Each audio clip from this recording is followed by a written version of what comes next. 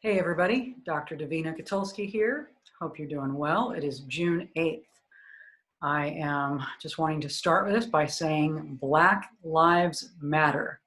And for those of you who want to jump in and say all lives matter, I am not saying that all life is not significant. I am saying that Black people in the United States have been killed. 1,000 Black people are killed every year by police. That's not happening to other lives in the United States. So just want to put that out there. Black lives matter. That doesn't mean that all lives are insignificant. It means that Black lives matter, Black bodies matter, Black people matter. Okay? It's weird to even have to say that, but I do need to say that. I need to put that out there so that you can understand that, those of you that don't get that yet.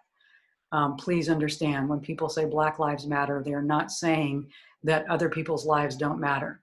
They're saying that there's been a historical degradation of the Black body and Black people, which has required people to create anti-lynching laws that are still not being passed in the United States right now. They're trying to pass anti-lynching laws, and there is a white person who is trying to block that from going through. We've got to change this in the United States. Thank you for those of you who are watching from across the world and are out and marching against police brutality and for solidarity for Black Lives Matter. Black and brown Americans have been treated as second-class citizens in the United States. We have seen American as a whitewashing, a white presentation, the notion of a melting pot where everybody just dissolves their identities and becomes one thing. No, we need to celebrate diversity. We need to respect that we don't want to whitewash other people's identity, their skin color, their ethnic identity. We don't want to take away and anglicize everything and make the gold standard the white standard, the white presentation. We've got to change this. We've got to change this. And it is so good to see so many people in the street peacefully protesting. But why is it that peaceful protesters were met in 2020 with the billy clubs and the disturbance control teams and the militarized police force that we saw in 1960s Alabama, Montgomery, Selma, Mississippi, the Mississippi police response? Why are we seeing that in 2020? Because that's how much animosity there is against Black equality. That's how much animosity there is against African American people having full civil rights. It's shocking, and yet that's the case. The police decided to attack peaceful protesters. They could have just focused on looting. Instead, they chose to attack tear gas or some other chemical agent, peaceful protesters, to shoot peaceful protesters with rubber bullets. Now, you might be asking yourself, hey, Davina's been doing meditation and calm and light and love, and what is this? We have a duty as spiritual, loving, unity consciousness people to stand up and call out injustice and racism. We don't do spiritual bypass. We don't pretend that, nothing is wrong here. We see the positive in it. We see that people are awakening. We see that, people of all shades are coming together to protest police brutality against African Americans in the United States and beyond, protesting how Black people are treated in other countries, and protesting systemic racism and the racialized identity of some over the others, the racialized identity of Black and brown people and people of color over, Caucasian people. We are seeing that. But we don't bypass our anger. We don't bypass our sadness. We don't bypass injustice. We stand up for it. We speak out for it. We speak out for it when we see it in overt ways, overt racism. We speak out for it when we see it in subtle and insidious ways.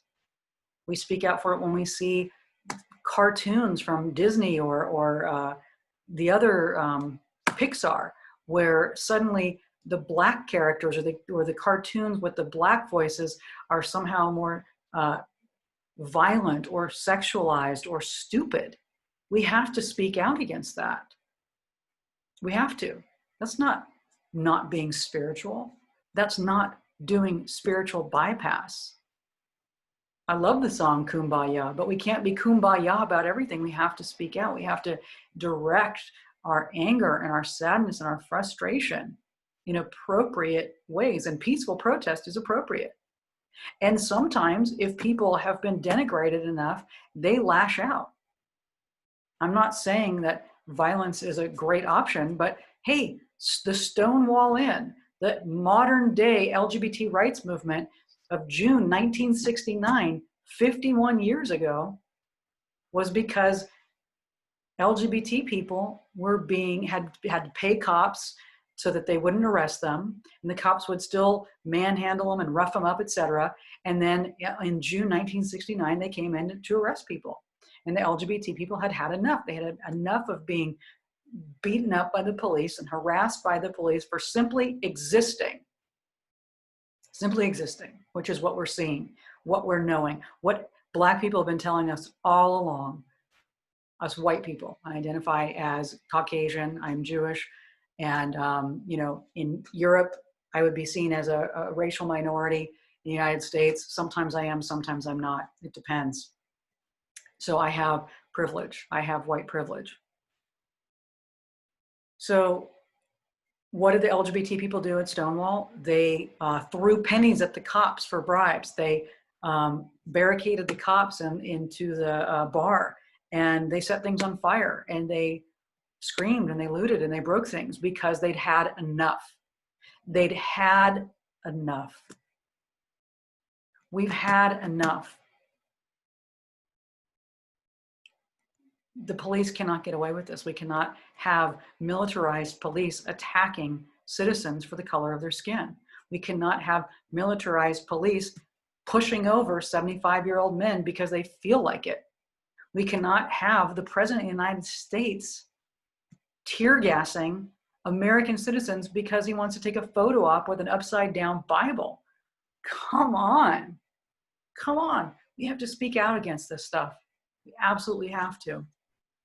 Now, when people of color speak out against injustice and they speak the truth, they are labeled delinquent, defiant, deviant, not eloquent, compelling, inspirational, motivational, speaking truth to power. No, they are discredited by being seen as rebellious and adolescent.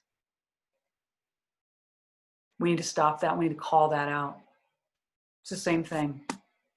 It's dehumanizing. It's dehumanizing to label Black leaders as defiant, as opposed to compelling or eloquent or powerful. Anyway, so get very excited about this because enough is enough. It's 2020. If you look at the images of what the police did around the United States, in every state, even progressive California, even progressive Seattle, you will see the kind of militant police brutality response that you saw on Bloody Sunday on the Edmund Pettus Bridge in Selma, Alabama. Innocent people being clubbed and tear gassed by the police. So, spiritual people, we got to speak out. We got to get in the streets. We got to educate ourselves. You know, if you're Caucasian, read this book, White Fragility, Why It's So Hard for White People to Talk About Racism. Oh, racist acts are not just kneeling on the neck of a Black person or discriminating based on like water fountains. No, or saying the N-word. We perpetuate systemic racism in the way we talk, the way we see people, the way it is in our air. We have been all taught in the United States to be racist, whether we like it or not. We have been taught that. We've grown up with our media portraying Black people in one way, brown people in one way, Asian people in one way, white people in one way. We have been exposed to stereotypes. We've been brainwashed. And if you want to unbrainwash yourself, it's not just about your intention. It's not just about having a good heart. You actually have to educate yourself. You have to listen to, Native American, Asian American, Black American, African American, and Latino Americans Latinx Americans talk about their experience. You have to listen. Even if it makes you feel uncomfortable, you have to listen. You can't just deny their experiences or say, oh, I didn't mean that. Listen. We have to listen. I have to listen. We have to learn. It's uncomfortable. Yes, we want to be good. We want to be right. We don't want to hurt people. Good. That's good, but that's not enough. We have to educate ourselves. This is one book that you can read that will educate you. How to Be an Anti-Racist is another book. Watching the movie The Color of Fear is something else you can do. Right now, Amazon Prime has made it easier than ever for you to educate yourself about the Black experience right now by having all of these movies delivered to your home, live streaming. Please educate yourself. Don't just entertain yourself at home while we're waiting out the coronavirus. Educate yourself. We should have all gotten education in school about how to be anti-racist, but we didn't.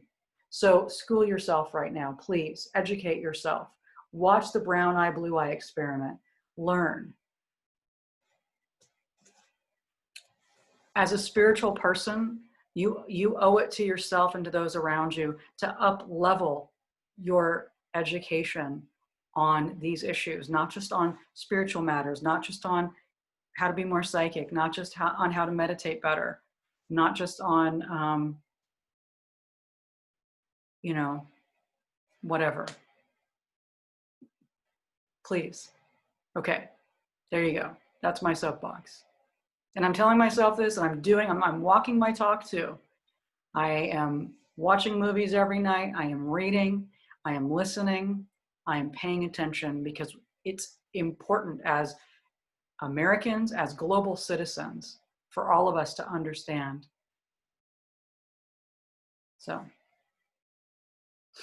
okay. So this meditation is about being the change we want to see in the world. This meditation that we're going to go into is about holding all of it, being even bigger than the stuff here, embracing all of the pain, all of the anger, all of the sadness, embracing our discomfort, embracing shame, embracing guilt, and growing in love, growing in truth, growing in justice. So I invite you now to turn within and receive a breath. And just notice when you start to feel all of this, you're going to have access to more energy in your body because you're not repressing, you're not denying, you're not pushing things down and pretending they don't exist. You're embracing it all. You're running all of this energy through your body. So as you breathe in, breathing in all of the energy of life, not sugarcoating it, not only seeing, what we label as good and denying the bad. You're embracing all of life, all of its energy. So breathe in and breathe out. Breathe in truth and exhale lies. Breathe in love and breathe out apathy and indifference, which are truly the opposite of love. It's not hate, it's indifference. Breathe out indifference. Breathe in compassion and breathe out apathy. Good. And as we continue to breathe together, we remember that we are all one.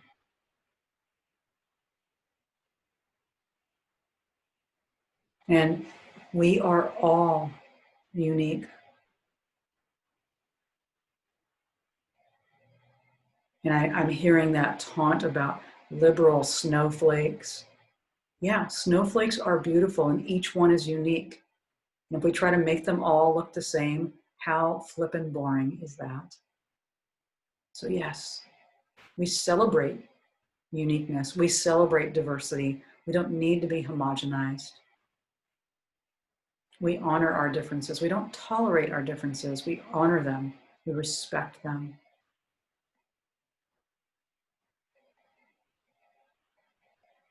We allow ourselves to be curious. Curious, not afraid. Curious and open. We breathe into curiosity. We exhale fear and mistrust.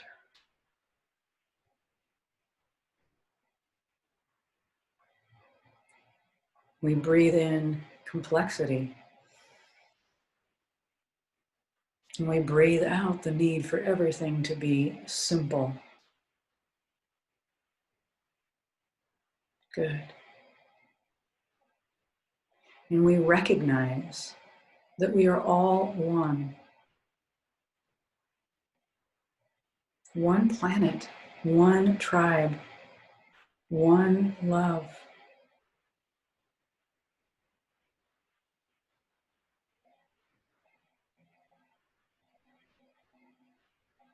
We respect each other's differences. We don't try to melt them away.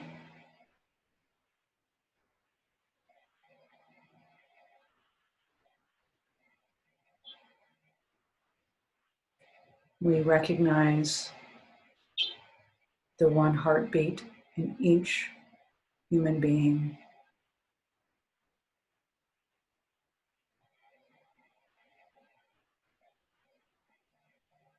We recognize the one mother, our Mother Earth.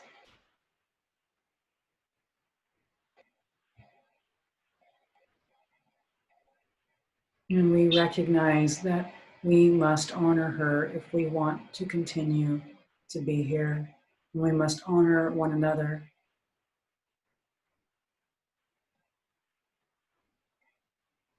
Taking no more than we need.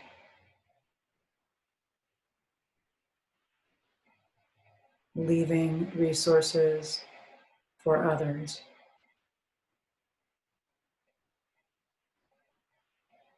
Walking lightly on the planet.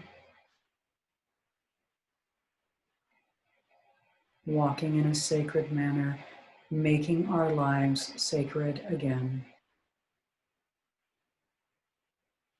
Making our lives sacred again. Honoring ourselves and our brothers and sisters. Honoring our Mother Earth.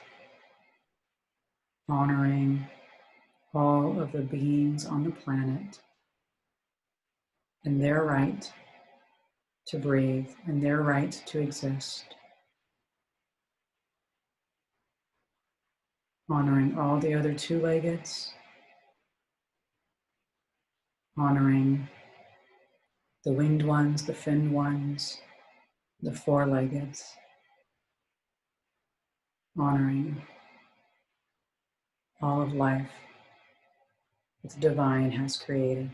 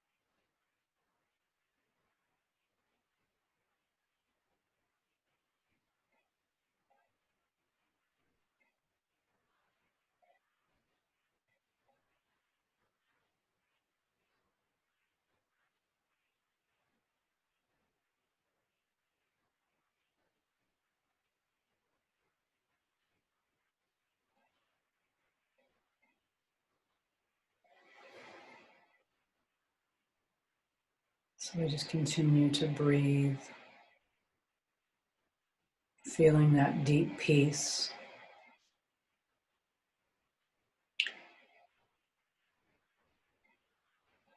And embodying the statement, that New Age statement, that we treat and we move our feet. We pray and we meditate.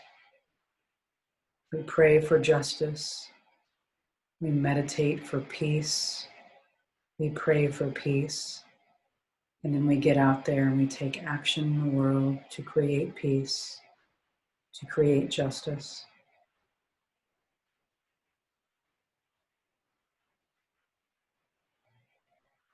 As former President Jimmy Carter said, we talked about love and action.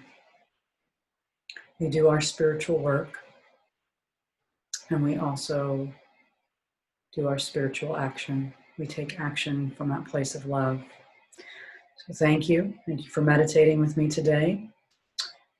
I wish you a beautiful week and take good care. Peace and blessings.